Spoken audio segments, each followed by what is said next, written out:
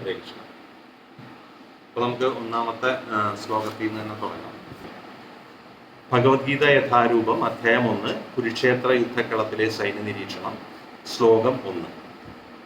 ധൃതരാഷ്ട്ര ഉവാച ധർമ്മക്ഷേത്രേ കുരുക്ഷേത്രേ സമവേദയുത്സവഃ മാമകാഃ പാണ്ഡവാശ്ചൈവ കിം അകൂർവത സഞ്ജയ. ധൃതരാഷ്ട്ര ഉവാച ധർമ്മക്ഷേത്രേ കുരുക്ഷേത്രേ സമവേദയുത്സവഃ മാമകാഃ പാണ്ഡവാശ്ചൈവ കിം അകൂർവത സഞ്ജയ. ഓം നമോ ഭഗവതേ വാസുദേവായ. ഓം നമോ ഭഗവതേ വാസുദേവായ. ഓം നമോ ഭഗവതേ വാസുദേവായ. ധൃതരാഷ്ട്ര ഉവാച ധർമ്മക്ഷേത്രേ കുരുക്ഷേത്രേ സമവേദയുത്സവഃ മാമകാഃ പാണ്ഡവാശ്ചൈവ കിം അകൂർവത സഞ്ജയ.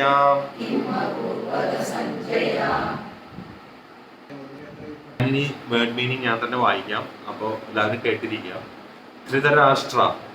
ധൃതരാഷ്ട്ര രാജാവ് ഉവാച പറഞ്ഞു, സഞ്ജയ ഹേ സഞ്ജയ, ധർമ്മക്ഷേത്രേ തീർത്ഥാടന സ്ഥലമായ കുരുക്ഷേത്രേ കുരുക്ഷേത്രം എന്ന സ്ഥലത്ത് സമവേദാഹ ഒന്നിച്ചു കൂടിയവരും യുത്സവഃ യുദ്ധോത്സുകരുമായ മാമകാഹ എന്റെ മക്കളും പാണ്ഡവാഹ ച ഏവ പാണ്ഡവന്മാരും കിം എന്ത് അകൂർവത ചെയ്തു. വിവർത്തനം വിവർത്തനം പറയുന്നു. ധൃതരാഷ്ട്രർ പറയാണ്, ഹേ സഞ്ജയ, പുണ്യസ്ഥലമായ കുരുക്ഷേത്രത്തിൽ യുദ്ധോത്സുകരായി ഒന്നിച്ചുകൂടിയ എന്റെ മക്കളും പാണ്ഡുപുത്രരും എന്ത് ചെയ്തു? വളരെ സിമ്പിൾ ആയിട്ട് ചോദ്യം. ധൃതരാഷ്ട്രർക്ക് ഒരൊറ്റ ശ്ലോകവും ഭഗവത്ഗീതയിൽ ആദ്യത്തെ ശ്ലോകത്തിൽ. അപ്പോ ഈ ചോദ്യം കേട്ടിട്ട് എന്തെങ്കിലും തോന്നുന്നുണ്ടോ? അതായത് ഇത് ആരോടാണ് ചോദിക്കുന്നത്? സഞ്ജയനോട് ധൃതരാഷ്ട്രർ ചോദിക്കുക. ഇതൊരു മഹാഭാരതമാണ്, ഇവിടെ ഭഗവത്ഗീതയിൽ. അപ്പോ ഭഗവത്ഗീത ഇല്ല എന്ന് പറയാൻ പറ്റില്ല. പൊതുവെ ഒരു ജനറൽ കാര്യങ്ങൾ പറയാം. ഭഗവത്ഗീത പഠിക്കാൻ എവിടെയെങ്കിലും പോയിട്ടുള്ളവർക്ക് പൊതുവെ അറിയാൻ പറ്റും, ഒന്നാമത്തെ ചാപ്റ്റർ സ്കിപ്പ് ചെയ്യും പലയിടം. ഒന്നാമത്തെ ചാപ്റ്റർ പഠിപ്പിക്കാറില്ല. എന്നുവെച്ചാൽ അത് മഹാഭാരതമാണ്. കാരണം അവിടെ കൃഷ്ണന്റെ ഒരു ശ്ലോകവും ഇല്ല, കൃഷ്ണൻ ഒന്നും സംസാരിക്കുന്നില്ലാത്തതുകൊണ്ട് 46 ശ്ലോകങ്ങളാണ് നിൽക്കുന്നത്. 46 ശ്ലോകങ്ങൾ ഇവിടെ സ്കിപ്പ് ചെയ്യും. എന്നിട്ട് 46 അപ്പോ പൊതുവെ രണ്ടാമത്തെ അധ്യായത്തിൽ നിന്നാണ് പല സ്ഥലത്തും ക്ലാസ്സുകൾ ആരംഭിക്കുന്നത്. അപ്പൊ എന്താന്ന് വെച്ചാൽ പറയും, ഇതെന്താ മഹാഭാരതമാണ്, എല്ലാവർക്കും അറിയുന്ന കാര്യമാണ് അല്ലെ. ധൃതരാഷ്ട്ര തന്നെ ചോദിക്കുകയാണ് സഞ്ജയനോട്, ഹേ സഞ്ജയ, പുണ്യസ്ഥലമായ കുരുക്ഷേത്രത്തിൽ യുദ്ധോത്സുകരായി ഒന്നിച്ചുകൂടി എന്റെ മക്കളും പാണ്ഡവരും എന്ത് ചെയ്തു? അപ്പൊ നമുക്ക് ഒന്ന് ഇതിനെ നോക്കാം. അപ്പൊ നമ്മൾ മനസ്സിലാക്കേണ്ടതെന്ന് വെച്ചാല് 2 മുതലാണ് ഭഗവാന്റെ ഉപദേശങ്ങൾ തുടങ്ങുന്നത്. യെസ്, ശരിയാണ്. പക്ഷെ എങ്ങനെയാണ് ഭഗവാൻ ഉപദേശിക്കാൻ തുടങ്ങുന്നത് അർജുനനോട്? അർജുനന് അതിനുള്ളൊരു സാഹചര്യം ഉണ്ടായി, അല്ലെ, ഒരു സിറ്റുവേഷൻ അവിടെ ഉണ്ടായി. അപ്പോ നമ്മൾക്കൊരു ഉപദേശം കിട്ടണമെങ്കിൽ നമുക്കൊരു സിറ്റുവേഷൻ വന്നാലേ നമ്മളെ ഉപദേശം സ്വീകരിക്കുകയുള്ളൂ, ശരിയല്ലേ? ഇപ്പൊ നമ്മൾ വെറുതെ നടന്നു പോകുമ്പോൾ ഒരാൾ ഒരു ഉപദേശം പറഞ്ഞാൽ എന്തോ അടയാറ് പണിയിലെന്ന് ചെയ്യും, അല്ലെ? അതേസമയം നമ്മൾ അതേ ആളോട് നമ്മൾക്ക് ഒരു റിയലി നമുക്കൊരു നീഡ് ഉണ്ട് എന്ന് പറഞ്ഞാൽ നമ്മൾ ആളെ ഓടിച്ചെന്ന് കണ്ടുപിടിച്ചെന്ന് ഒഴിക്കും. അതെ, അന്ന് പറഞ്ഞൊരു കാര്യം അത് എന്താന്ന് ചോദിക്കില്ലേ? കാരണം എന്താണെന്ന് വെച്ചാൽ നമ്മുടെ ആവശ്യം അനുസരിച്ച്. അപ്പോൾ ആവശ്യം അർജുനന് വരുന്ന സിറ്റുവേഷൻ വരുന്നത് ഈ 1-ാമത്തെ അധ്യായത്തിന്. അതുകൊണ്ട് തന്നെ 1-ാമത്തെ അധ്യായം വളരെ പ്രധാനം. അപ്പൊ നമ്മൾ പറയും ഓരോ അധ്യായത്തിലും ഇത് നമ്മൾ കേൾക്കും. അപ്പൊ പറയും ഇതല്ലേ ഇന്നാള് 14-ാമത്തെ അധ്യായത്തിനെ കുറിച്ച് പറഞ്ഞിരിക്കും. പക്ഷെ 1-ാമത്തെ അധ്യായം വായിച്ച ആൾക്ക് തന്നെ മോക്ഷപ്രാപ്തി ഉണ്ട്. അതാണ് അതിന്റെ ഒരു ഇത്. അതായത് ഭഗവത്ഗീതയിലെ ഈ 700 ശ്ലോകങ്ങൾ ഏത് അധ്യായത്തിൽ, അപ്പൊ ഇമ്പോർട്ടൻസ് എല്ലാം നമ്മൾ തീരുമാനിക്കണം. ഓടിച്ചെന്ന് 2-ാമത്തെ അധ്യായത്തിൽ ഭഗവാൻ പറയുന്നത് പറഞ്ഞു തുടങ്ങാം, പഠിച്ചു തുടങ്ങാം എന്നാണ് മെജോറിറ്റി കരുതും. ആരെ കുറ്റപ്പെടുത്തുന്നതല്ല, അതൊരു ഇതാണ്. നമുക്ക് പെട്ടെന്ന് വെച്ചാൽ നമുക്ക് എന്താ വെച്ചാൽ ഇതൊന്ന് പെട്ടെന്ന് ഇങ്ങനെ മനസ്സിലാക്കണം അല്ലെ, അങ്ങനെ തോന്നില്ല നമുക്ക്, അങ്ങനെ തോന്നും. പക്ഷെ നമ്മൾ പതുക്കെ ഈ കാര്യം ട്രാൻസെൻഡന്റൽ നോളജ് നമ്മൾ പെട്ടെന്ന് പോയിട്ട് പഠിച്ചു കഴിഞ്ഞാൽ നമ്മുടെ തലയിലേക്ക് കയറില്ല. അപ്പൊ നമ്മൾ എന്തുകൊണ്ടാണ് ആദ്യം കുറച്ച് പ്രാർത്ഥന ചെയ്യുന്നത്, പിന്നെ നമ്മൾ ഓം നമോ ഭഗവതേ ചൊല്ലുന്നു, ഭഗവത്ഗീത ശ്ലോകം ആ സംസ്കൃത ശ്ലോകം ഇങ്ങനെ ഏറ്റു ചൊല്ലുന്നു. ഇപ്പൊ സങ്കീർത്തനമാണ് നമ്മൾ ചെയ്യുന്നത്.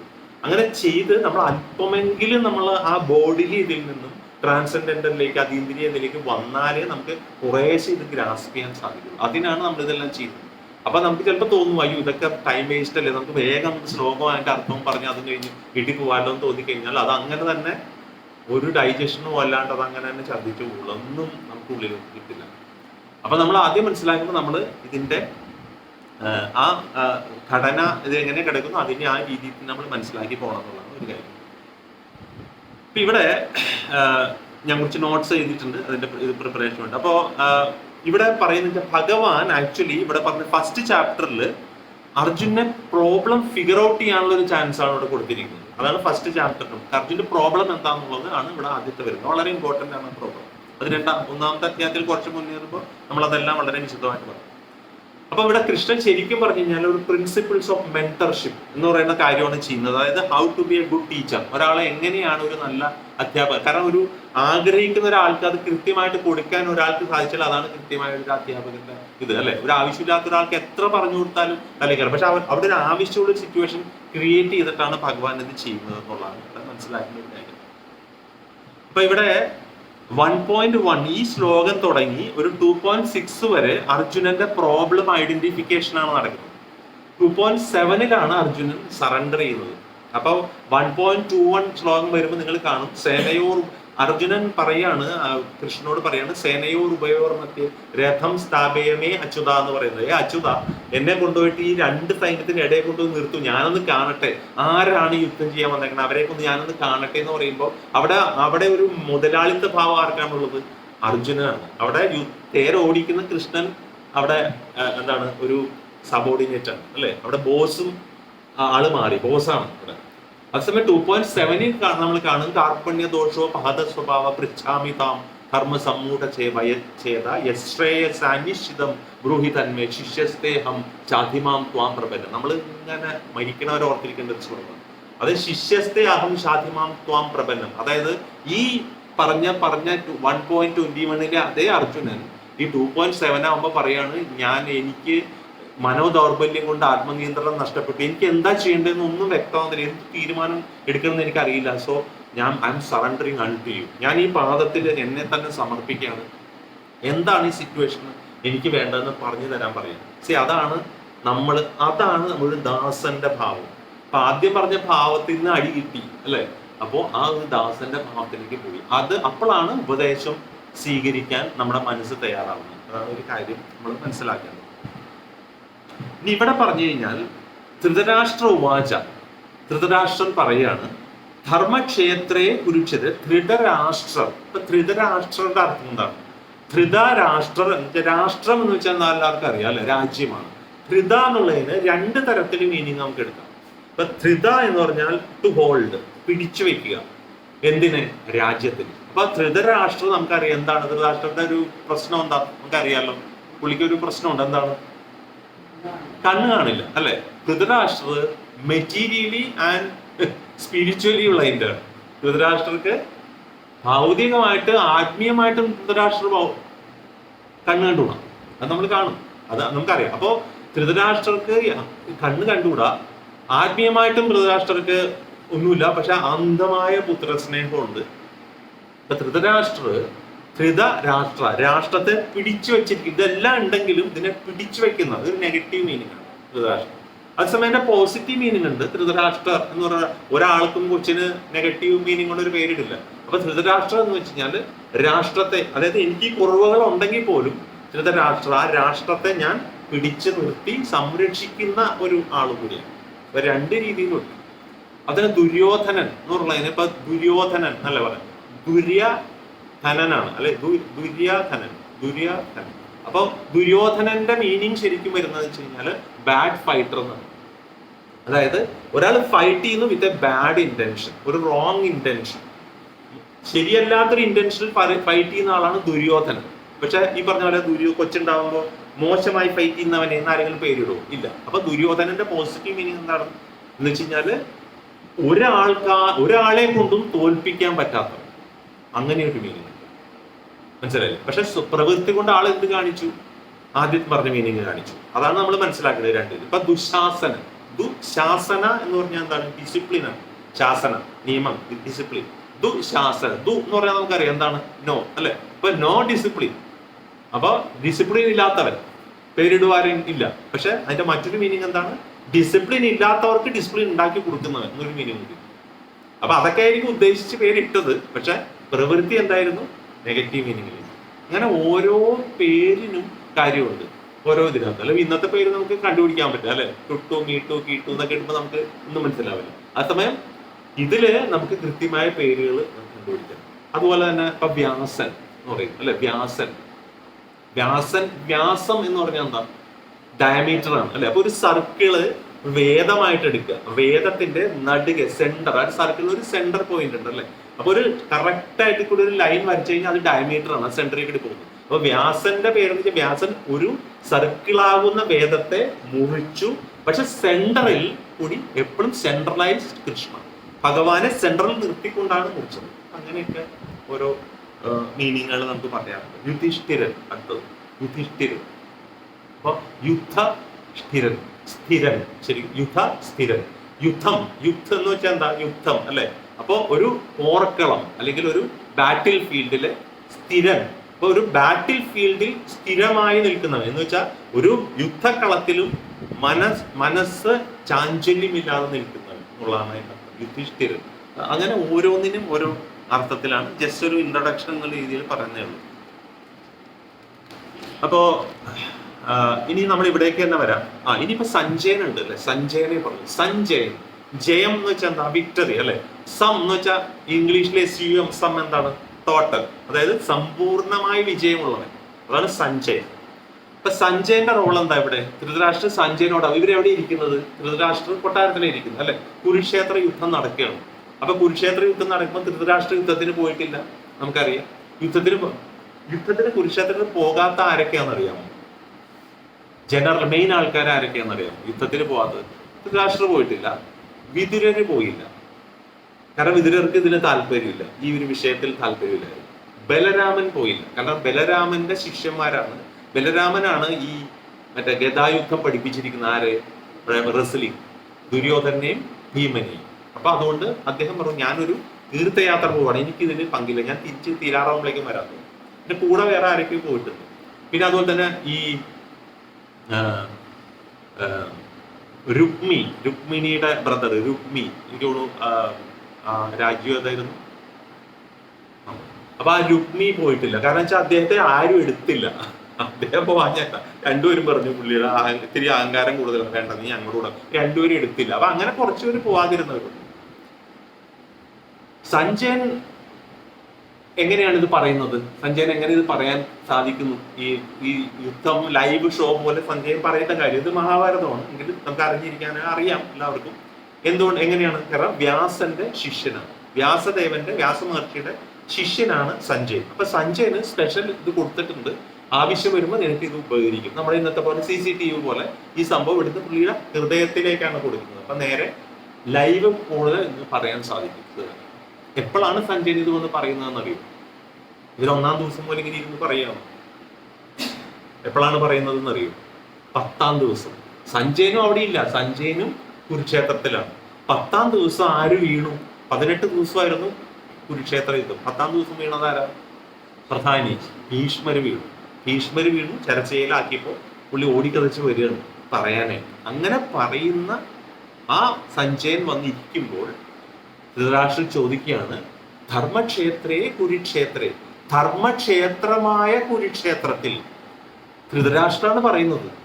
ധർമ്മക്ഷേത്രം എന്ന് വെച്ചാൽ പുണ്യഭൂമിയായ കുരുക്ഷേത്രത്തിൽ സമവേദ യുയുത്സവ, സമവേദ ഒത്തുകൂടിയിരിക്കുന്ന, യുയുത്സവം എന്ന് വെച്ചാൽ യുദ്ധോത്സുകരായി, വെറുതെ അല്ല, യുദ്ധോത്സുകരായി ഒത്തുകൂടിയിരിക്കുന്ന മാമക, എന്റെ മക്കളും, പാണ്ഡവശൈവ, പാണ്ഡുവിന്റെ മക്കളും, കിം അപൂർവത സഞ്ജയ, എന്തു ചെയ്യുന്നു സഞ്ജയ. അപ്പൊ നമുക്കിത് തോന്നാം, വെറുതെ ചോദിച്ചാൽ പോലെ, സഞ്ജയ യുദ്ധം തുടങ്ങി, എന്റെ മക്കൾ പാണ്ഡവ എന്ത് ചെയ്യും ചോദിച്ചാൽ മതി അല്ലേ? ശരിയല്ലേ? ഇതിൽ ഇത്ര വലിയ പറയാൻ വല്ലതുണ്ട്? ഒരു ക്ലാസ് എടുത്തത് കൊണ്ടുകൊണ്ട് ആവശ്യമുള്ളൂ, ഇത് വായിച്ചു വിട്ടാൽ പോരെ. സഞ്ജയനോട് ചോദിക്കും, സഞ്ജയ് അവിടെ എന്താ, നമ്മൾ ചോദിക്കില്ലേ, ഒരാൾ പോയി വന്നു, ഫുട്ബോൾ കളി കാണാൻ, അല്ലെങ്കിൽ ക്രിക്കറ്റ് കളി കാണാൻ പോയി, അല്ലെങ്കിൽ ഇന്ന സ്ഥലത്ത് പോയിട്ട് വന്നു, അതെ അവിടെ പോയിട്ട് അവിടെ എന്താ സംഭവം എങ്ങനെയുണ്ട് പോരെ? അടുത്ത ഉത്തരത്തിനല്ല ഇമ്പോർട്ടന്റ് നമുക്ക് തോന്നും അല്ലേ? അല്ല. കാരണം ഇവിടത്തെ ധൃതരാഷ്ട്രരുടെ ഭാവം മനസ്സിലാക്കണം. ധൃതരാഷ്ട്ര സഞ്ജയ എന്താ അവിടെ കാര്യങ്ങൾ, അങ്ങനെ എന്താ ചോദിക്കുന്നത്? പരിഭ്രമം, ഭയം. കാരണം ധൃതരാഷ്ട്ര പറയാണ് ധർമ്മക്ഷേത്രേ കുരുക്ഷേത്രേ, ധർമ്മക്ഷേത്രമാകുന്ന കുരുക്ഷേത്രം. എന്തുകൊണ്ടാണ് കുരുക്ഷേത്രം ധർമ്മക്ഷേത്രമായത്? എന്താണ് കുരുക്ഷേത്രം പുണ്യഭൂമിയായത്? കുരു അവിടെ തപസ് ചെയ്ത് വിഷ്ണുവിനെ പ്രത്യക്ഷപ്പെടുത്തി കഴിഞ്ഞിട്ട് വരം ചോദിക്കുമ്പോൾ ആ വരത്തിൽ കൊടുക്കുന്നതാണ് ഇത് എന്റെ പേരിൽ അറിയപ്പെടണം. അത് വേറെ കഥയാണ്. പിന്നെ മാത്രമല്ല ഇവിടെ ആര് മരിച്ചാലും അവരെവിടെ പോകണം? മോക്ഷം ലഭിക്കണം എന്നാണ് പറയുന്നത്. സ്വർഗത്തിലോ മോക്ഷമോ എന്തോ പറഞ്ഞാണ് ചോദിച്ചിരിക്കുന്നത്. അപ്പൊ ഒരു മൂന്നാമത്തെ വരവും കൂടി അദ്ദേഹം ചോദിക്കും വിഷ്ണുവിനോട്, എന്റെ പിൻഗാമികൾ എല്ലാം ഇവിടെ മരിക്കണം. അപ്പൊ വിഷ്ണു പറയും, രണ്ടുവരം നീ ചോദിച്ചു, നിന്റെ പേരിൽ ഇത് അറിയപ്പെടണം ലോകമുള്ള കാലത്തോളം, പിന്നെ ഇവിടെ വന്ന് മരിക്കണവരെല്ലാം മോക്ഷം കിട്ടണം. ഇനിയിപ്പോ നിങ്ങളുടെ പരമ്പര മുഴുവൻ പറഞ്ഞാൽ ഇത് ഞാനിതും കച്ചവടം ഇരിക്കണ്ടേ? ഈ പരമ്പര എത്രയോ യുഗങ്ങൾ പോകും. അപ്പൊ ഞാൻ ഈ കണക്ക് നോക്കിയിരുന്നിട്ട് അത് നടക്കണ കാര്യമല്ല എന്ന് പറയും. നിങ്ങൾ വാക്ക് തന്നതാണ്, അല്ല അതെങ്ങനെ ശരിയാവും? അത് എന്റെ നിങ്ങൾ വരം തരാൻ പറഞ്ഞു, വരം തരുന്നു പറഞ്ഞു, അത് നിങ്ങളുടെ തലവേദന. അപ്പോ ശരി സമ്മതിച്ചു. അപ്പൊ എന്ത് സംഭവിച്ചു? കുരുക്ഷേത്രം, കാരണം കുരു വംശം ആണ്. കുരു എന്ന് വെച്ചാൽ പാണ്ഡവരും കൗരവരും ഒക്കെ അവരുടെ പിതാമഹനാണ് കുരു. അപ്പൊ അതൊരു കാരണമാണ്. കണ്ടില്ലേ, ആ യുദ്ധം അവിടെ നടന്ന് വരാനൊരു കാരണമായി. ആ ഒരു വരം ചോദിച്ചതിന്റെ ഭാഗമായിട്ട് ഈ യുദ്ധവും അവിടെ നടക്കണം. അവരെല്ലാം അവിടെ മരിക്കണം. അവിടെ മരിച്ചവർക്കെല്ലാം മോക്ഷവും കിട്ടും. അപ്പൊ ധർമ്മക്ഷേത്രമാണ്. അത് ആർക്കറിയാം? ധൃതരാഷ്ട്രർക്കറിയാം. ധർമ്മക്ഷേത്രമായ കുരുക്ഷേത്ര ഭൂമിയിൽ, ധർമ്മക്ഷേത്രേ കുരുക്ഷേത്രേ മാമകഹ സമവേദ യുത്സവ, യുദ്ധോത്സവരെ ഒത്തുകൂടിയിരിക്കുന്ന. അടുത്തതാണ് പ്രശ്നം, മാമകഹ. ആരാണ് അവര്? പാണ്ഡുവിന് എന്താ സംഭവിച്ചത് നമുക്കറിയാം. പാണ്ഡു മരിച്ചുപോയി അല്ലെ? പാണ്ഡു അനിയനാണ്. ഈ പാണ്ഡു മരിച്ചുപോയ പാണ്ഡുവിന്റെ മക്കളെ അദ്ദേഹം എങ്ങനെ കരുതണം? അച്ഛനില്ലാത്ത അനിയൻ മരിച്ചു, അച്ഛന്റെ എങ്ങനെ കരുതണം? സ്വന്തം മക്കളായിട്ട് കരുതണം അല്ലെ? അപ്പൊ അവിടെ ആദ്യത്തെ വേർതിരിവ് കൊണ്ടുവന്നു കഴിഞ്ഞു. മാമക, എന്റെ മക്കൾ, പാണ്ഡവശൈവ, പാണ്ഡുവിന്റെ മക്കൾ. ശരിക്കും എന്ത് ചോദിക്കണം? എന്റെ മക്കൾക്കൊക്കെ യുദ്ധം ചെയ്യണം, അവരൊക്കെ എന്താ അവർക്ക് സംഭവിക്കണെന്ന് ഒറ്റയായിട്ടല്ല പറയണേ. അവിടെ തന്നെ ഒരു സെപ്പറേഷൻ വന്നു. മാമക, ആദ്യത്തെ പ്രശ്നമാണ്. ആ വ്യക്തിയുടെ വ്യക്തിത്വം എടുത്ത് കാണിക്കുകയാണ്. മാമക പാണ്ഡവശൈവ. അപ്പൊ ഇന്ന് നടക്കുന്ന കാര്യം എന്താ? എന്റെ, നിന്റെ അല്ലെ? ഒരു വീട്ടില് സിബ്ലിങ്സ് ഉണ്ട്, അച്ഛനും അമ്മയും മക്കളൊക്കെ ഉണ്ടെങ്കിലും അവിടെ തന്നെ എന്റെ നിന്റെ വേർതിരിവ് തുടങ്ങി കഴിയും. എന്റെ കാര്യം, നിന്റെ കാര്യം, എന്റെ പാർട്ടീഷൻ, നിന്റെ ഇത്, എന്റെ സമ്പത്ത്, ഇന്ന അക്കൗണ്ട്, എല്ലാം എന്റെ നിന്റെ. സ്റ്റാർട്ടിങ് ദേഹമാണ് മെയിനാണ്. അപ്പോ മാമകഹ പാണ്ഡവശൈവ.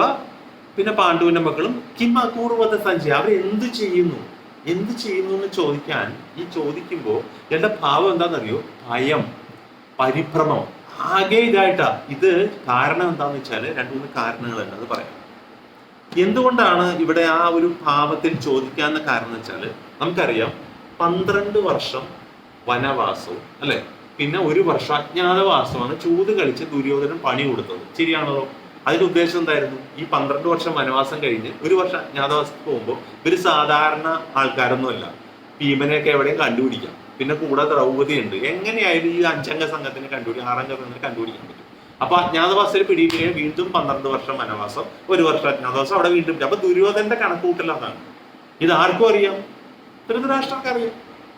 ധൃതരാഷ്ട്രം തടഞ്ഞിട്ടുണ്ടോ? ഇല്ല. ധൃതരാഷ്ട്രം അവിടെ എങ്ങനെ ഇരുന്നു? അപ്പൊ അങ്ങനെ ഇവര് ഈ ഇവിടെ ചെന്നപ്പോ നമ്മുടെ അജ്ഞാതവാസ സമയത്ത് ഇവർ വിരാട രാജ്യത്ത് അജ്ഞാതവാസം സമയമായി കഴിഞ്ഞപ്പോ ഇവരെ തപ്പി ചാരന്മാരെ വിടുകയാണ് ദുര്യോധനൻ ചാരന്മാരെയൊക്കെ വിട്ട് ചാരന്മാരെ ലോകം മുഴുവൻ അരിച്ചു പറക്കിയിട്ടും ഈ ഭാരതം മുഴുവൻ തപ്പിയിട്ട് ഇവരെ കിട്ടുന്നില്ല. അവരൊന്ന് റിപ്പോർട്ട് കൊടുത്തു ഇങ്ങനെയില്ല. അപ്പൊ ദുര്യോധനൻ സന്തോഷമായി. അപ്പൊ തീർന്നു. കാരണം 12 വർഷത്തെ വനവാസം തികച്ചിട്ടില്ല, നല്ല മൃഗങ്ങളൊക്കെ അടിച്ച് തീർത്തിട്ടുണ്ടാവും. സന്തോഷം, വളരെ ഹാപ്പി. എന്നാലും ഒരു സംശയം തീർക്കാൻ ദ്രോണരുടെ അടുത്ത് പോയി ചോദിക്കും. ഇവര് ചാരന്മാര് പറഞ്ഞു ഇവരില്ല, ഇവര് തീർന്നിട്ടുണ്ടാവോ? ദ്രോണര് പറഞ്ഞു ഇമ്പോസിബിൾ, അവരെ മരിക്കില്ല. ഭീഷ്മരുടെ അടുത്ത് പോയി ചോദിക്കും. ഭീഷ്മര് പറഞ്ഞു നീ അങ്ങനെ ചിന്തിക്കുക വേണ്ട, കാരണം നീ തന്നെ ആ ഭീമനെ പിടിച്ചെന്തായത് മറ്റേ വെള്ളത്തിലേക്ക് കിട്ടിത്താത്തി അല്ലേ. അവസാനം പുള്ളി എവിടെ പോയി? അങ്ങ് നാഗ ലോകത്തേക്ക് ചെന്നു. അവിടെ ചെന്നപ്പോ ഇവരെല്ലാം ഇവിടെ ആക്രമിക്കാൻ നോക്കി. കാരണം ഭീമനെ ഇങ്ങനെ കെട്ടി താത്തിയിട്ടേക്ക്. അങ്ങനെ അവിടെ ചെന്ന് ഈ കീഴ്ലോകത്ത് ചെന്നപ്പോ ഇവരെല്ലാം കൂടെ ആക്രമിക്കാൻ ചെന്നപ്പോ ഒരു നാഗം പറഞ്ഞു വെയിറ്റ് ഇത് നമ്മളെ നോക്കിക്കഴിഞ്ഞപ്പോ ഇത് നമ്മുടെ ഭീമസേന, നമ്മുടെ അപ്പന്റെ എന്നിട്ട് പരമ്പരയുണ്ട് നമുക്ക്, ഈ ഇദ്ദേഹം നമ്മുടെ ആളാ, വേഗം ചെയ്തു.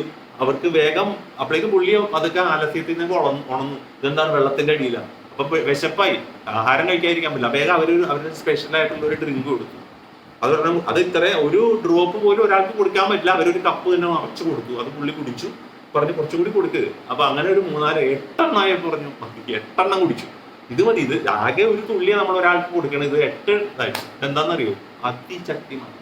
എത്രയോ ആനയുടെ ബലം, 10,000 ആനയുടെ ശക്തി എങ്ങാണ്ടാണ് അതിൽ കിട്ടിയത്.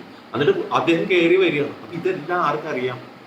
ഇതെല്ലാം ഭീഷ്മർ ഓർമ്മിപ്പിക്കുകയാണ്. ഇതൊക്കെ ഉള്ള ആള് ഈ കാട്ടിൽ പോയിട്ട് നിസ്സാര 12 ഇടയിൽ മരിക്കുന്ന കാര്യമില്ല. അപ്പൊ അതിന്റെ ഇടയ്ക്ക് ഒരു ചാരൻ വന്നിട്ട് പറഞ്ഞു വിരാട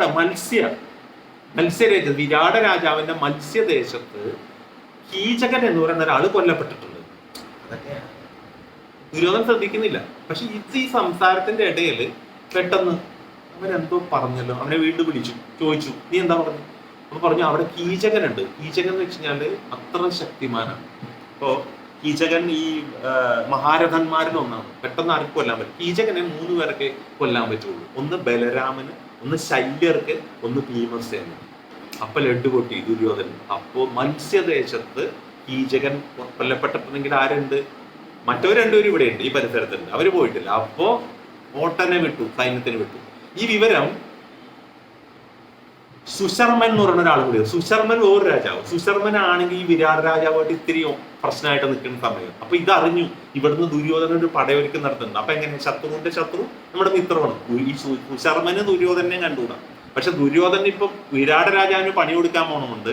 വിചാരിച്ചു ഞാനും ഉണ്ട്, കൂടെ കൂട്ടിയിട്ട് ഞാൻ ഒരു സൈഡിൽ നിന്ന് ആക്രമിക്കാം, നിങ്ങൾ ഈ സൈഡിൽ നിന്ന് ആക്രമിച്ചോളൂ. ഓക്കെ. അവിടെ എന്താ സംഭവം? വിരാട രാജ്യത്ത് ഇവരെല്ലാം വേഷപ്രശ്നങ്ങളാണ് അല്ലെ. അർജുനൻ എന്ത് രൂപത്തിലാണ്? ബൃഹന്നളയാണ് അല്ലെ. ദ്രൗപദി ഉണ്ട്, അപ്പൊ പെൺരൂപമാണ്. അങ്ങനെ ഓരോരുത്തർക്കും ഓരോ റോളുണ്ട്. അപ്പോ ഈ നകുലനും സഹദേവനും ഈ പശു പരിപാലനമാണ് ഒരു സൈഡിൽ, അതൊരു ഭാഗത്താണ് രാജ്യത്തിന്റെ. അപ്പോൾ ആ സൈഡിൽ കൂടിയാണ് നമ്മുടെ സുശർമന്റെ ആക്രമണം നടക്കുന്നത്. സുശർമൻ ഇങ്ങനെ ആക്രമിക്കുകയും വിരാട് രാജാവ് പരിഭ്രാന്തിയിലായപ്പോൾ യുധിഷ്ഠിരൻ പറഞ്ഞു വേണ്ട, നമ്മുടെ പശുവിനെ നോക്കണം, നമ്മുടെ പിള്ളേരുണ്ടല്ലോ. അപ്പൊ അവരെ കൊണ്ട് എന്താവാനല്ല, അവർക്ക് അത്യാവശ്യം 1-2 അമ്പുമില്ലൊക്കെ എടുക്കാനായിട്ട് ഇത്തിരി പരിപാടിയൊക്കെ അവർ പഠിച്ചിട്ടുണ്ട്. അതുകൊണ്ട് അവര് അതൊക്കെ ഒഴിച്ചു വിട്ടോളൂ എന്ന് പറഞ്ഞ് ശാന്തനാക്കി. അവിടെ എന്ത് നടന്നു? അവിടെ അവര് തകർത്തു. 2 പേരും കൂടി. ഈ സുശർമൻ പൊടിയും നെട്ടിപ്പോയി, കംപ്ലീറ്റ് തീർന്നു. ഇപ്പുറത്ത് ദുര്യോധന്റെ ആക്രമണം ആരംഭിച്ചു. വിരാടരാജൻ കയറി. വിരാട രാജാവിന് ഉത്തരകുമാരൻ എന്ന് പറഞ്ഞൊരു പുത്രനുണ്ട്. ഈ ഉത്തരൻ ഭയങ്കര പൊങ്ങച്ചക്കാരനാണ്. ഒരു ഫൈറ്റും ഒരു യുദ്ധത്തിനും പോയിട്ടില്ല. പക്ഷെ ആളിങ്ങനെ മസിൽ പിടിച്ച് നടന്നിട്ട് പറയും ഞാൻ ഭയങ്കര ഇതാ. ആളുടെ പരിപാടി എപ്പോഴും എങ്ങനെ വെച്ചാൽ ഈ സ്ത്രീകളുടെ അടുത്തൊക്കെ പോയിട്ട് ഇങ്ങനെ പൊങ്ങച്ചം പറഞ്ഞ് മസിൽ വേർപ്പിച്ച് കാണിക്കലേ ഉള്ളൂ.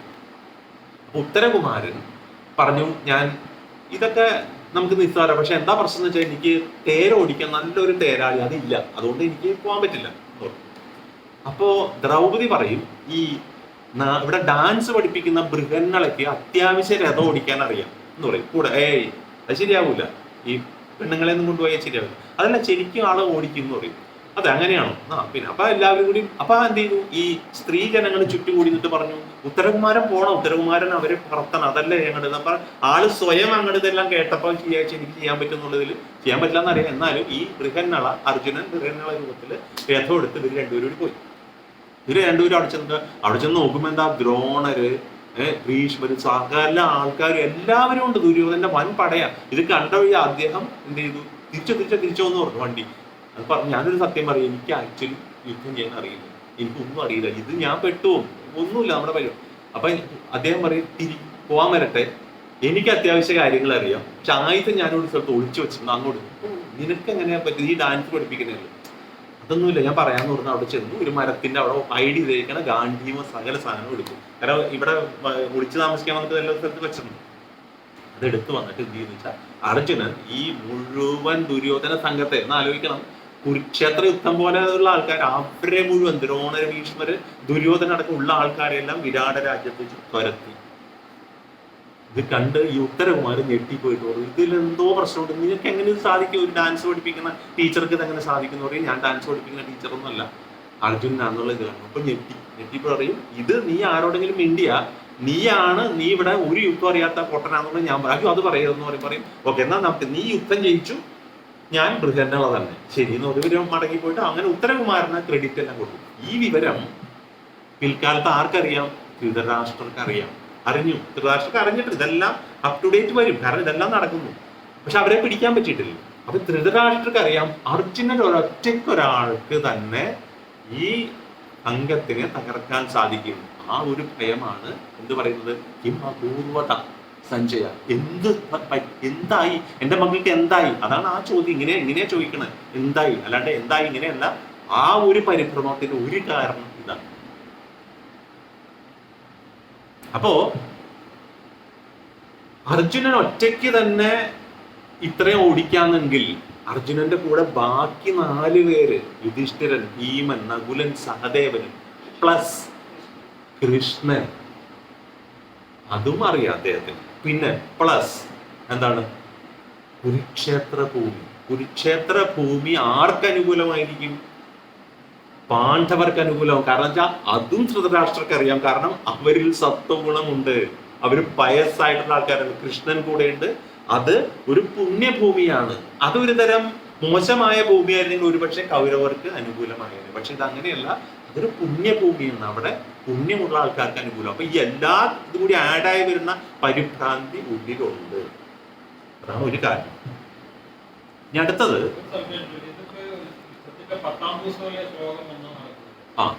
അല്ല, ഇത് വന്ന് പറയാണ്, ഇത് ഒരു ലൈവ് ടെലികാസ്റ്റ് പോലെ പറയാൻ കഴിഞ്ഞ കാര്യം അദ്ദേഹം പറഞ്ഞു വരികയാണ്. ഇനി ലാസ്റ്റ് വരെ പറയും. അതായത് ഇത് സംഭവിച്ചു കഴിഞ്ഞു, ഇതെല്ലാം കഴിഞ്ഞ കാര്യം ഇവിടെ വന്നിട്ട് സഞ്ജയൻ ആദ്യം പോലും പറയുന്ന പോലെയാണ് ഇത് പ്രസന്റ് ചെയ്യുന്നത്. അപ്പോ എന്ത് സംഭവിക്കുന്നു എന്ന് പറയുമ്പോ എന്താ സംഭവിക്കുന്നത് നമ്മൾ സഞ്ജയൻ ഉത്തരം പറഞ്ഞിട്ടില്ല.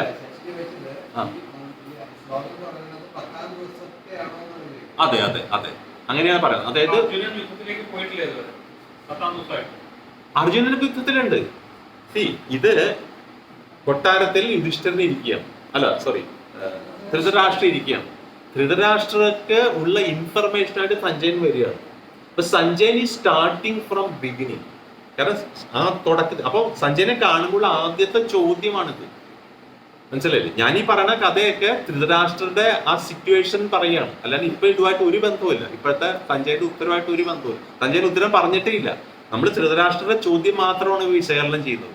ധൃതരാഷ്ട്രയുടെ ഭാവത്തെ കുറിച്ചാണ് വിശകലനം ചെയ്യുന്നത്. അതായത് ധൃതരാഷ്ട്രൻ ആ ചോദ്യം ചോദിക്കാനുണ്ടാവുന്ന, അല്ലെങ്കിൽ ആ സമയത്ത് അദ്ദേഹത്തിന്റെ മനോഭാവത്തിനെ കൊണ്ടുവരാനാണ് ഈ സ്റ്റോറീസ് പറയുന്നത്. അതായത് ഇത്രയും വീരന്മാരായ ആൾക്കാരുടെ എടുത്താണ് മക്കള് പോയിട്ട് ഈ അധർമ്മം കൊണ്ടുപോയിട്ട് യുദ്ധം ചെയ്യുന്നത്. അതുകൊണ്ട് ധർമ്മച്യുതി സംഭവിച്ചിരിക്കുന്ന കൗരവർക്ക് നാശം ഉണ്ടാകും എന്നുള്ളൊരു പേടി ധൃതരാഷ്ട്രയുടെ ഉള്ളിലുണ്ട്. അത് പറയാനാണ് ഞാനിത് പറഞ്ഞുകൊണ്ട് വരുന്നത്.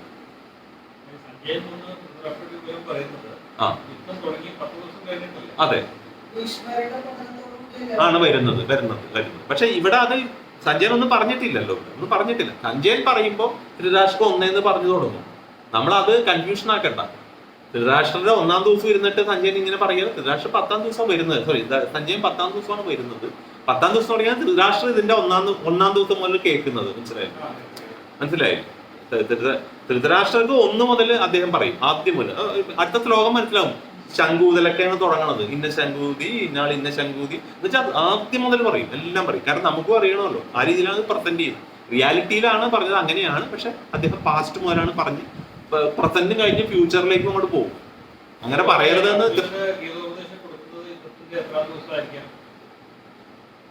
അർജുന് ഗീതോപദേശം കൊടുക്കുന്നത് ഒന്നാം ദിവസം. കാരണം അതൊക്കെ വരും. അതാ പറയും, ഇതെല്ലാം ത്രൂ ഔട്ട് വരും, എല്ലാം വരും. ഇനി അടുത്തൊരു കാര്യം, ഈ വേറൊരു കാര്യം, അതായത് ഇവരുടെ കാര്യം നമുക്ക് ജസ്റ്റ് ഒന്ന് ഇതെല്ലാം ഒരു ഇൻട്രൊഡക്ഷൻ ആയിട്ട് പറയുന്നത്. അതായത് ഇവരുടെ ശക്തിയെ കുറിച്ച് ധൃതരാഷ്ട്രക്കുള്ള ആ ഒരു നോളജ് അറിയാനായിട്ടാണ് ഇതെല്ലാം പറയുന്നത്. പാണ്ഡവര് വനവാസത്തിൽ, കാമ്യവനം എന്ന് പറയുന്ന സ്ഥലത്ത് വനവാസത്തിൽ ഇരിക്കുന്ന സമയത്ത് ദുര്യോധനൻ വിചാരിക്കും ഇവർ ആ വനത്തിലുണ്ട്, അവർക്കറിയാം, ഒന്നും ചെയ്യാനില്ല. എന്നാലും അങ്ങനെ അവരെ വനവാസത്തിൽ അങ്ങനെ ഇരിക്കുമ്പോൾ ഇത്തിരി ബുദ്ധിമുട്ടല്ലേ, ഞാൻ എൻ്റെ ലക്ഷറി ഒന്ന് കാണിച്ചു കൊടുത്താലോ എന്ന് വിചാരിച്ചിട്ട് അദ്ദേഹം പ്ലാൻ ചെയ്യും. ഒരു വലിയ ടെന്റ് അടിക്കുക, വളരെ ലക്ഷൂറിയസ് ആയിട്ട്, കാലും കെട്ടി സ്വർണ്ണമാലയൊക്കെ ഇട്ട് ഇങ്ങനെ പൈപ്പൊക്കെ പിടിച്ച് അല്ലെ ഫുഡൊക്കെ അടിച്ചിരിക്കുന്നത് അവരുടെ അവര് കാണണം, വനത്തിൽ അവര് കാണണം എൻ്റെ ലക്ഷറി. വനത്തിൽ തന്നെ അങ്ങോട്ട് പോയി കാണിക്കാം, ഇങ്ങോട്ട് അവര് വരില്ലല്ലോ. അപ്പൊ അങ്ങോട്ട് പോയിട്ട് ഒരു ടെന്റ് അടിച്ച് നോക്കണം, ഒരാവശ്യമില്ലാത്ത കാര്യമാണ്, ആവശ്യമില്ലാത്ത കാര്യം. അപ്പോ ദുര്യോധനൻ വിചാരിക്കുകയാണ്, ദുര്യോധനൻ ഇങ്ങനെ പ്ലാൻ ചെയ്തിട്ട് അദ്ദേഹം അവിടെ ചെല്ലുക. ഈ ടെന്റിനുള്ള സന്നാഹമൊക്കെ തുടങ്ങുമ്പോൾ അവിടെ ഒരു തടാകമുണ്ട്. അപ്പൊ ആ തടാകത്തിലേക്ക് ഒന്ന് പോയി ഒന്ന് കുളിക്കാന്ന് വെച്ചിട്ട് ആ തടാകത്തിലേക്ക് ചെല്ലുമ്പോ എന്താ, അദ്ദേഹം ദുര്യോധനാണല്ലോ, ഹസ്തിനപുരി രാജാവ് എന്നുള്ളതിന് ചെല്ലുമ്പോൾ അവിടെ കുറെ ആൾക്കാർ കുളിക്കുന്നു. എല്ലാവരും ഞാൻ രാജാവ്, ഞാൻ കുളിക്കാം. അത് മുഴുവൻ ഗന്ധർവന്മാരായിരുന്നു. അപ്പൊ ഈ ഗന്ധർവന്മാരെന്ന് വെച്ചാൽ അവര് ഭയങ്കര പവർഫുള്ളാണ്. അവരൊരു ശാന്തമായ സ്ഥലത്ത് അവരെങ്ങനെ സ്നാനമൊക്കെ ചെയ്യുമ്പോഴാണ് ഇദ്ദേഹം വന്നിട്ട് ഡിസ്റ്റർബ് ചെയ്യുന്നത്. അവരോട് ഞങ്ങൾക്ക് മാറാൻ പറ്റില്ല എന്ന് പറഞ്ഞപ്പോ പുള്ളി എന്താ, അവിടെ ക്ഷത്രിയനാണ്, വാളെടുത്തു. അവരെല്ലാരും കൂടി എന്ത് ചെയ്തു, കൂട്ടി കെട്ടി പന്താക്കി വെച്ചോടെ, അതായത് ചുരുട്ടി കൂട്ടി ദുര്യോധനന്. അപ്പൊ അവിടെ അതിനകത്ത് ഈ ചിത്രസേനൻ എന്ന് പറയുന്ന ആ ഒരു ഗന്ധർവന്റെ രാജാവും അതിന്റെ കൂട്ടത്തില്. അപ്പൊ ചിത്രസേനൻ ഇദ്ദേഹത്തിന് എല്ലാരും കൂടി ചുരുട്ടി കൂട്ടി കെട്ടി അവിടെ വെച്ചപ്പോ ഈ ഭാനുമതി എന്ന് പറഞ്ഞ നമ്മുടെ ദുര്യോധനന്റെ ഭാര്യ ഓടി. എന്ത് ചെയ്യും, ഈ കാട്ടിലാണ്, ഇദ്ദേഹത്തിന്റെ ആൾക്കാരെ കൊണ്ടൊന്നും ഒരു നിർത്തില്ല, എല്ലാവരും ഇവര് തീർത്തു. അപ്പൊ എന്ത് ചെയ്യും, ഊതിക്ക് ബാക്കിയുള്ളവർ ഓടി. അപ്പൊ ഒറ്റ മാർഗമുള്ളൂ, തൊട്ടടുത്ത് അവരുണ്ടല്ലോ. ഓടി ചെന്നിട്ട് പറഞ്ഞു, അവിടെ ചെന്നപ്പോ പഞ്ചപാണ്ഡവന്മാർ ഇരിപ്പുണ്ട്, ദ്രൗപദിയൊക്കെ ഇരിപ്പ്. അവിടെ ചെന്നപ്പോ ഇങ്ങനൊരു സംഭവം നടന്നു. അവിടെ അദ്ദേഹം കുളിക്കാൻ ഇറങ്ങിയത് അദ്ദേഹത്തെ അവരുമായിട്ട് ഫൈറ്റ് ഉണ്ടായി. അപ്പൊ ഭീമൻ പറഞ്ഞു, നന്നായി പോയി, എന്റെ കൈ കൊണ്ട് അവനെ ചുരുട്ടി കൂട്ടേണ്ടതായിരുന്നു, അത് അവര് ചെയ്തു എന്ന് വിചാരിച്ചാൽ അതൊന്നും ഞങ്ങൾ ചെയ്യുന്നില്ല. അപ്പൊ ധർമ്മപുത്രരോട് വീട്ടിൽ അത് പറ്റില്ല, നമ്മളോട് സഹായം ചോദിച്ചു വന്നു. ഇത് ഇപ്പൊ പുറത്തുള്ള ഒരുത്തനാണ് നമ്മളെ ആക്രമിച്ചത്. നമ്മളുടെ സംഭവമൊക്കെ നമ്മളെ കാട്ടിലേക്ക് അയച്ചു. പക്ഷെ നമ്മൾ പുറത്തുള്ള ഒരാൾ വന്നാൽ നമ്മൾ 100+5 100 മക്കളുണ്ടല്ലോ, 100 ആണുങ്ങൾ, 100+5 നമ്മൾ തമ്മിൽ 100 ആൻഡ് അവിടെ ഒരു സിമ്പിള് മാറും, 100 ആൻഡ് 5 നമ്മൾ തമ്മിൽ. പക്ഷെ പുറത്തുള്ള ഒരാൾ നമ്മളൊരാളെ തൊട്ടാൽ നമ്മൾ 100+5. അർജുനെ വിടും, അർജുന നീ പോയിട്ട് തീർത്തോളം പറയും. അർജുന അവിടെ ചെന്നു. അപ്പൊ അവിടെ ചെന്നപ്പോ എന്താ പ്രശ്നം എന്നറിയാം, എന്താ ദുര്യോധനെ പറ്റി. ദുര്യോധന അങ്ങനെ നിസ്സാരമൊന്നും അല്ല. ദുര്യോധനെ പറ്റിയെന്ന് വെച്ചാല് ദുര്യോധന ഒതുക്കിയനെ അവരെ, പക്ഷെ അവര് അപ്രത്യക്ഷരായിക്കളി. ഈ ഗന്ധർമാർക്ക് ഒരു പണിയുണ്ട്, അവര് ടങ് ഡിസപ്പയർ ആവും. അപ്പൊ പിന്നെ അവരുടെ ആയുധം മാത്രമേ വരുള്ളൂ, ഒരാളെയും കാണാൻ പറ്റില്ല. അതാണ് പുള്ളിക്ക് പറ്റിപ്പോയത്, ആ വിദ്യാർത്ഥി. അപ്പോ ഈ അർജുനന് ചക്ഷുഷ മന്ത്രം അറിയാം, ചക്ഷുഷ മന്ത്രം പഠിച്ചിട്ടുണ്ട്. അപ്പൊ അർജുനൻ എന്ത് ചെയ്തു, അവിടെ ചെന്നപ്പോ ഈ കാര്യം മനസ്സിലാക്കി തന്നെ ഈ മന്ത്രം ചൊല്ലി കഴിഞ്ഞപ്പോ അവരെല്ലാം എന്ത് ചെയ്യും, എല്ലാവരും അപ്പിയറാവും, എല്ലാവരും കാണാൻ പറ്റുന്നതുകൊണ്ട് എല്ലാവരും തീർത്ത് ഇദ്ദേഹത്തിന്. അതില് ഭാഗവത്തിൽ പറയണെന്ന് വെച്ചാൽ ഇങ്ങനെ ഇവര് പിടിവിടുമ്പോ ഇദ്ദേഹം ആണ്ട് ഒരു മാനത്ത് മുകളിലാണ് നിൽക്കണേ, കാരണം അവര് ഇങ്ങനെ സൈസാ. അപ്പൊ ഇദ്ദേഹം അസ്ത്രത്തിന്റെ സ്റ്റെപ്പ് ഉണ്ടാക്കുന്നത്. അപ്പൊ ഇങ്ങനെ ഡും ഡും ഡും ഡും ഡും ഡും ഇത് പന്ത് പോലെ വരികയാണ് ദുര്യോധനൻ. വന്ന് ആരുടെ കാൽക്കല വീഴുന്നു, നമ്മുടെ യുധിഷ്ഠിരന്റെ കാൽക്കൽ വന്ന് വീഴാണ്. എന്ന് വെച്ചാൽ അങ്ങനെ വന്ന് വീഴണ പോലെ അർജുനൻ സെറ്റ് ചെയ്ത് കൊടുക്കും ഇതിലെ അമ്പ്. അങ്ങനെ ബുടുബുടുബുടുബുടുബുടുന്ന് പറഞ്ഞ് വന്ന് വീഴും. അപ്പൊ എന്ത് പറ്റി, നാണക്കേടായി. ആദ്യം ആരുടെ തലയിൽ കയറി, ഈ ഭാര്യയുടെ തലയിൽ കയറി. നിന്നോട് ആരെ പറഞ്ഞവര് വിളിക്കും. കാരണം അപ്പോഴും നോക്കണം. അപ്പൊ എന്താ, ഇങ്ങനെ ഒരു ജീവൻ ഒരു രക്ഷപ്പെട്ടു എന്നുള്ളൊരു സന്തോഷമല്ല വന്നത്, അദ്ദേഹത്തിന് ഉണ്ടാവുന്നത് ആ ഒരു ദേഷ്യമാണ് വന്നത്. ഈ സംഭവം ആർക്കറിയാം, ധൃതരാഷ്ട്രക്കറിയാം. അപ്പൊ അവിടെ ആരാണ് ചെയ്തിരിക്കുന്നത്, അർജുനനാണ് ഈ കണ്ട ദുര്യോധനെ രക്ഷിച്ചിരിക്കുന്നു മറ്റൊരു പവർഫുൾ ശക്തിയിൽ നിന്ന്. അപ്പോ വീണ്ടും ഈ അർജുനൻ പ്ലസ് ബാക്കി 4 പേരും കൃഷ്ണനും കുരുക്ഷേത്ര ഭൂമി ഉണ്ടെങ്കിൽ പണിയാണ്. അല്ലെ, എൻ്റെ മക്കൾക്ക് പണിയാണ്. കിം അപൂർവത സഞ്ജയ്, അതാണ് എന്ത് ചെയ്തു, അവരെന്ത് ചെയ്തു, എന്താ പറ്റിയത്, എന്തായി അവിടുത്തെ കാര്യം എന്നുള്ള ആ ആകാംക്ഷ ആണ് മനസ്സിലാക്കുന്നത്, ആ മനസ്സിന്റെ സിറ്റുവേഷൻ ആണ് മനസ്സിലാക്കുന്നത്. ഇനി നമ്മൾ വേറൊരു കാര്യം മനസ്സിലാക്കണം. നമ്മൾ ഇതുവരെ കണ്ട ധൃതരാഷ്ട്ര നമ്മൾ പറയുമ്പോൾ ഞാനടക്കം എല്ലാവരും നമ്മൾ ധൃതരാഷ്ട്രയെ നമ്മളിപ്പോ ഒരു വില്ലൻ സ്ഥാനത്ത് നിർത്തി നമ്മൾ വളരെ സെക്യൂർഡ് സ്ഥാനത്താണ് ഇരിക്കുന്നത്. ശരിയല്ലേ? നമ്മളെല്ലാവരും അല്ലെ ധൃതരാഷ്ട്ര. ഇനി ധൃതരാഷ്ട്ര ആരാന്ന് നമ്മൾ അറിയണം. ധൃതരാഷ്ട്രക്ക് എന്താ സംഭവിച്ചെന്ന് വെച്ചാൽ, ധൃതരാഷ്ട്രക്ക് സഞ്ജയൻ എന്ന് വെച്ചാൽ ജയം അല്ലെ, എപ്പോഴും ജയമുള്ളവനാണ്. സഞ്ജയൻ ആരാണ്? ഒരു വ്യാസന്റെ ശിഷ്യനാണ്. സഞ്ജയൻ ധൃതരാഷ്ട്രോട് പറയുന്നത് എന്താണ്? പാസ്റ്റ് ടൈം ഓഫ് കൃഷ്ണ, കൃഷ്ണന്റെ ലീലയാണ് നടക്കുന്നത് അവിടെ അല്ലെ, ശരിയല്ലേ? ഒരു കൃഷ്ണന്റെ ലീലയാണ് ധൃതരാഷ്ട്രോട് സഞ്ജയൻ പറയുന്നത്. ഈ സഞ്ജയൻ ഇത് മുഴുവൻ പറഞ്ഞിട്ടും ധൃതരാഷ്ട്രം നന്നായോ? ഇല്ല. ഇതിന് മുന്നേ പല അവസരം ഉണ്ടായിട്ടും നന്നായിട്ടില്ല അല്ലെ. ഇത് ഒരു രീതിയിൽ, കാരണം എന്താണ്? ധൃതരാഷ്ട്ര അന്ധനാണ്. എന്തുകൊണ്ടാണ്? ലെസ്റ്റാണ് അല്ലെ. ധൃതരാഷ്ട്രക്ക് അമിതമായ ആസക്തിയാണ്, മക്കളോടുള്ള ആസക്തി കൊണ്ട് ധൃതരാഷ്ട്ര അന്ധരാണ്. അപ്പോ ഈ അന്ധരായ ധൃതരാഷ്ട്രക്ക് അവിടെ എന്ത് സംഭവിക്കണു എന്നറിയാനായിട്ട് ഒരു ആളുടെ, അതായത് ഭഗവാൻ അവിടെ എന്ത് ചെയ്യുന്നു എന്നറിയാനായിട്ട് ഒരാളുടെ സഹായം വേണ്ടി വന്നു. ആ മീഡിയേറ്റർ ആരാണ്? സഞ്ജയനാണ്. ഇനി നമ്മളെ എടുക്കുക. നമ്മള് ഓം അജ്ഞാനതിമിരാന്തസ്യ ജ്ഞാനാഞ്ജന ശലാകേ അല്ലെ, ചക്ഷുരുന്മിലിതം യേന തസ്മൈ ശ്രീ ഗുരവേ നമഃ. അജ്ഞാനമാവുന്ന കടും തിമിരത്താലാണ് ഞാൻ ജനിച്ചത് നമ്മൾ പറയുകയാണ് അല്ലെ. എൻ്റെ ആധ്യാത്മിക ഗുരുനാഥൻ എൻ്റെ വിജ്ഞാനമാവുന്ന ദീപശിഖ കൊണ്ട് എൻ്റെ നേത്രങ്ങൾ തുറന്നു. ആ ഗുരുനാഥൻ ഞാൻ പ്രണാമം അർപ്പിക്കുന്നു. അപ്പോ നമ്മളൊന്ന് ചിന്തിച്ചു നോക്കുക, ഈ ധൃതരാഷ്ട്രം ആരെയാണ് റെപ്രസെന്റ് ചെയ്യുന്നത്? അജ്ഞാനത്തിലിരിക്കുന്ന വ്യക്തികളെ, ഭഗവാനെ കുറിച്ച് അറിയാത്ത, അല്ലെങ്കിൽ ഒരുപാട് ചാൻസ് കിട്ടിയിട്ടും ഈ കൃഷ്ണൻ ആരാണെന്ന് കൂടെ ജീവിച്ച ധൃതരാഷ്ട്രക്ക് മനസ്സിലായില്ല അല്ലെ. ഇപ്പൊ സഞ്ജയൻ അത് പറഞ്ഞു കൊടുത്തത്, സഞ്ജയൻ ഈസ് ദ ആത്മീയ ഗുരു റോളാണ് എടുക്കുന്നത്, ഭഗവാനെ കുറിച്ച് പറഞ്ഞു കൊടുക്കുന്നത്. ധൃതരാഷ്ട്രം ആരാണപ്പോ? ഞാനാണ്. നിങ്ങൾക്ക് ഓരോരുത്തർക്കും പറയാം, നമ്മളാണ് ധൃതരാഷ്ട്രം. മനസ്സിലായോ? സിറ്റുവേഷൻ മനസ്സിലായി? ധൃതരാഷ്ട്രക്ക് എന്താ പറ്റിയത്? അന്ധതയാണ്, ഫിസിക്കലി ആൻഡ് സ്പിരിച്വലി. കാരണം ഇവിടെ മക്കളോടുള്ള അമിതം, ഒരുപാട് സാഹചര്യങ്ങൾ ഉണ്ടായിരുന്നു. ധർമ്മം പുനഃസ്ഥാപിക്കായിരുന്നു, മക്കളെ പറഞ്ഞ് മനസ്സിലാക്കായിരുന്നു. പക്ഷെ മാമകഃ പാണ്ഡവശ്ചയ, എൻ്റെ മക്കളും ആ വേർതിരിവ് നിലനിർത്തിക്കൊണ്ട് പോയിരുന്നത് കൊണ്ട് ധൃതരാഷ്ട്രർക്ക് ഈ ഗതി വന്നു. ഇപ്പോ ഒരു ആള് ഗീതോപദേശം, അതായത് ഭഗവാനെ കുറിച്ച്, ഭഗവാന്റെ ലീല സഞ്ജയൻ ഉപദേശിച്ചു കൊടുക്കുന്നത്. അപ്പോൾ ഈ ഒരു സിറ്റുവേഷനാണ് നമ്മുടെ ഓരോ ആൾക്കാരുടെ റെപ്രസെന്റ് ചെയ്യുന്നത്. അതാണ് ഈ ശ്ലോകത്തിന്റെ ഏറ്റവും വലിയ ഇമ്പോർട്ടൻസ്. അപ്പോൾ ആ ഒരു സിറ്റുവേഷൻ അവിടെ മനസ്സിലാക്കുക, കാരണം ആ ഒരു ആകാംക്ഷ നമ്മൾ മനസ്സിലാക്കുക. അപ്പൊ ഇവിടെ നമ്മൾ വീണ്ടും പറയുന്നത് എന്താ വെച്ചാൽ, ഇവിടെ ധൃതരാഷ്ട്രർക്ക് ഇത് മനസ്സിലാക്കാനായിട്ട് ഒരാളുടെ ആവശ്യം വേണ്ടി വന്നു അല്ലെ.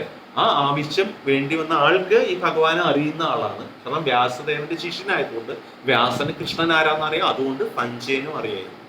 സഞ്ജയനെ അറിയാം കൃഷ്ണൻ, വളരെ കുറച്ചു പേർക്കൊക്കെ അറിയായിരുന്നുള്ളൂ കൃഷ്ണൻ ഭഗവാനാണ്. അപ്പോൾ ആ സഞ്ജയനെ അറിയായിരുന്നു. അപ്പോൾ സഞ്ജയൻ ശരിക്കും പറഞ്ഞാൽ നമ്മുടെ 4.34 ശ്ലോകം പറയുന്നത് തദ്വിധിം പ്രണിപാതേന പരിപ്രശ്നേന സേവയ ഉപദേശന്തി തേ ജ്ഞാനം ജ്ഞാനിന തത്വദർശന. 4ാമത്തെ അധ്യായം വരുമ്പോൾ പഠിക്കും.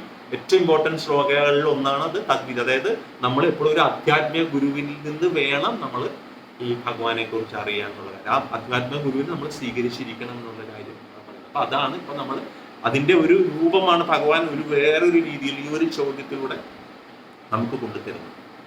ഇനി നമുക്ക് ഇതിനകത്തുനിന്ന് മനസ്സിലാക്കേണ്ട ഒരു പാഠം എന്താണെന്ന് വെച്ചാൽ, നമ്മൾ പറയും ശരിക്കും ഇതിനെ പറഞ്ഞ സീർ എന്ന് പറയും. SEER. സീർ എന്ന് പറഞ്ഞ ഇംഗ്ലീഷ് എന്താണെന്ന് വെച്ചാൽ ദാർശനികൻ, അല്ലെങ്കിൽ കണ്ട ആളെന്ന് പറയില്ലേ, കണ്ട ആൾ, മനസ്സിലായി, സത്യത്തെ കണ്ട ആൾ. അപ്പൊ ഇവിടെ സഞ്ജയൻ അറിയാം കൃഷ്ണൻ ആരാന്ന്, അതുകൊണ്ട് സഞ്ജയൻ അത് എക്സ്പ്ലെയിൻ ചെയ്യാണ് അല്ലെ, ആ ഒരു കാര്യം. അതുപോലെ തന്നെ നമ്മൾക്ക് ഈ ഭഗവാൻ എന്താണെന്ന് അറിയുന്ന ഒരു ഗുരുവിനെ, അതൊരു ആത്മീയ ഗുരുവിനെ നമ്മൾ ശരിക്കും ജീവിതത്തിൽ, ഇതൊക്കെ ക്ലാസ്സുകളാണ്, നമുക്ക് എപ്പോഴും ജീവിതത്തിൽ ഒരു ആത്മീയ ഗുരു ഉണ്ടായിരിക്കണം. അപ്പൊ ഏതെങ്കിലും ഒരു ജന്മത്തിൽ ആത്മീയ ഗുരു നമുക്ക് വന്നേ പറ്റും. അപ്പോൾ ആ ആത്മീയ ഗുരുവിനെ നമ്മൾ സ്വീകരിക്കുന്നത്. അപ്പൊ അതാ ഒന്നാമത്തെ ലെസൺ, ഈ ശ്ലോകത്തിൽ നിന്ന് എടുക്കാവുന്ന ഒന്നാമത്തെ ലെസൺ. രണ്ടാമത്തെ ലെസൺ ആയിട്ട് നമുക്ക് പറയാവുന്നത് എന്ന് വെച്ച് കഴിഞ്ഞാല്, നമ്മളുടെ എയിം, അതായത് ഇവിടെ ധൃതരാഷ്ട്രർ ഈ ഭഗവത്ഗീത ഇത് മുഴുവൻ ധൃതരാഷ്ട്രോട് സഞ്ജയൻ പറഞ്ഞു. പക്ഷെ ധൃതരാഷ്ട്രർക്ക് യാതൊരു ചേഞ്ചും ഒരു മാറ്റവും അദ്ദേഹത്തിന് ഹൃദയത്തിൽ ഉണ്ടായില്ല. എന്തുകൊണ്ടാണെന്നറിയോ?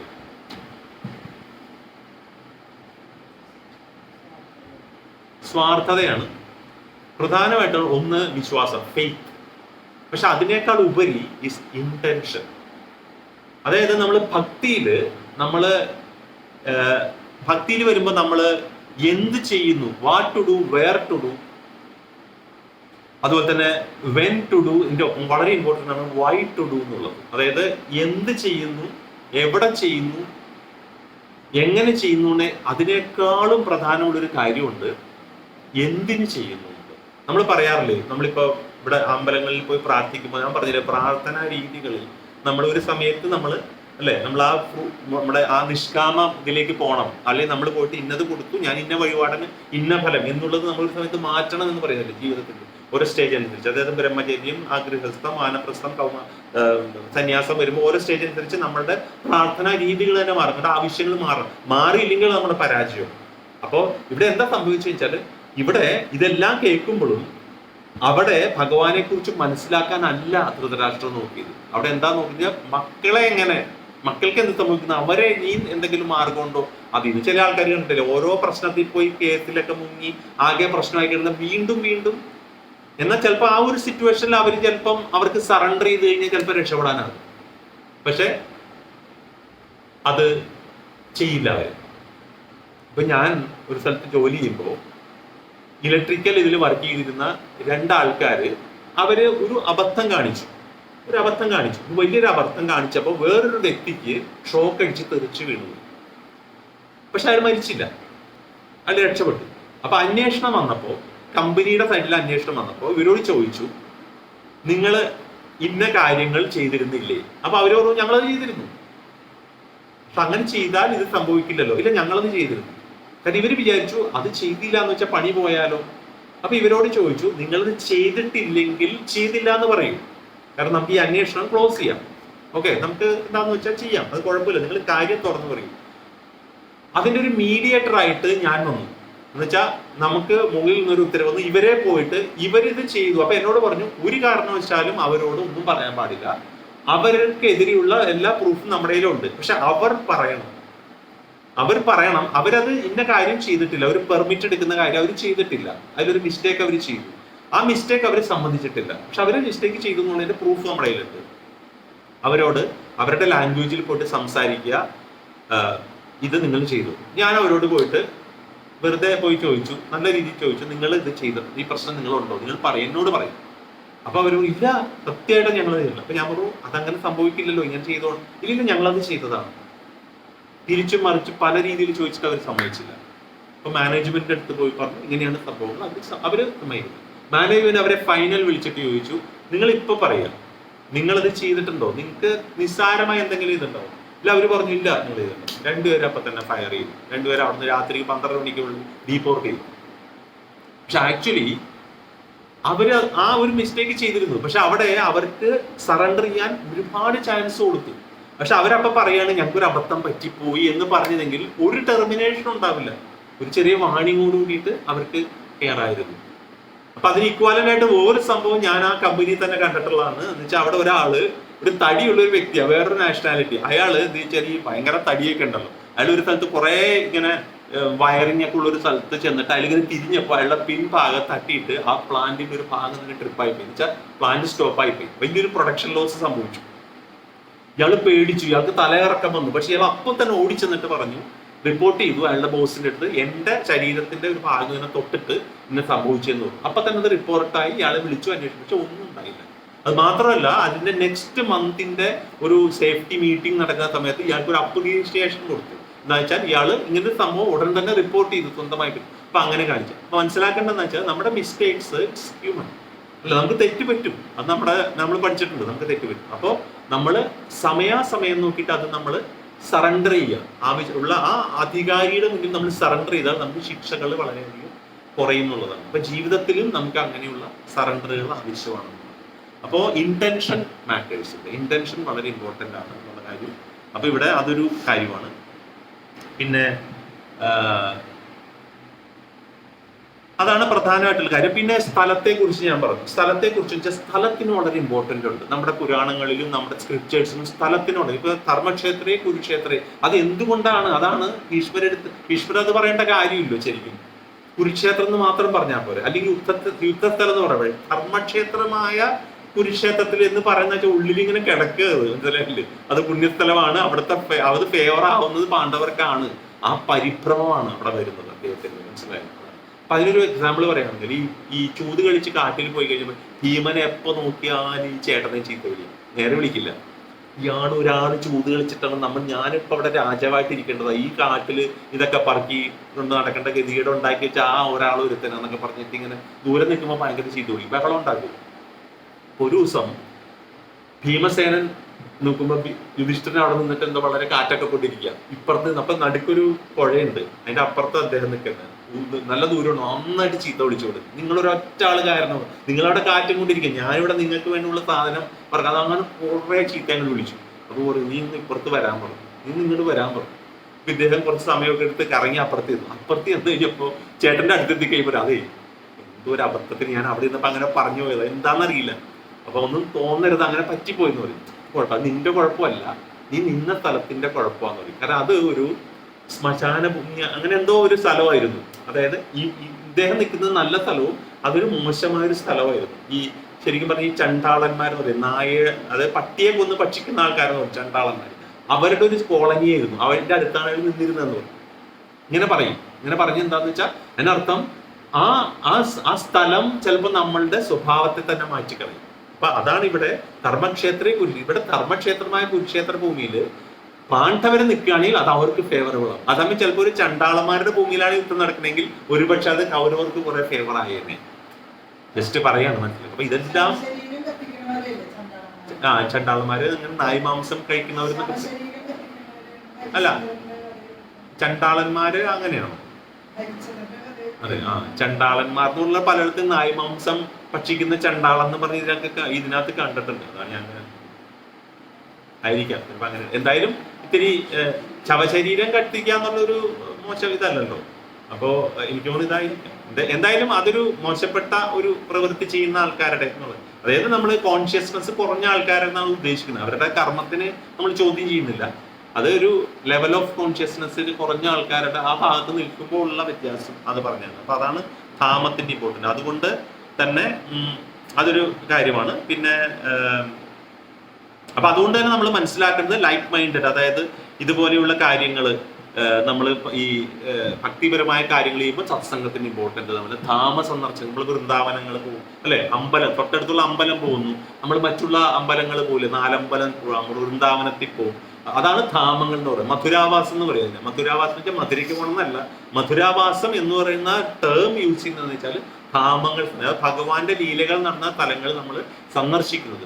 ഏത് ഭഗവാന്റെ ആയാലും അത് നല്ലതാണ്. കാരണം വെച്ചാൽ അതെല്ലാം നമുക്ക് ഗുണകരമായി ഭവിക്കുന്ന കാര്യങ്ങൾ. അത് നമ്മൾക്ക് അത് ഒന്നും പോകാൻ പറ്റിയില്ലെങ്കിൽ നമ്മളിവിടെ പറയുന്ന പോലെ നമ്മൾ നമ്മുടേതായ സാധന പ്രവൃത്തികൾ നല്ലതാണ്. പക്ഷെ അത് നല്ല. അപ്പൊ ഇത് ഇത്തരം ആൾക്കാരുമായിട്ടുള്ള സഹവാസം നമുക്ക് കുറിച്ച് അപ്പോ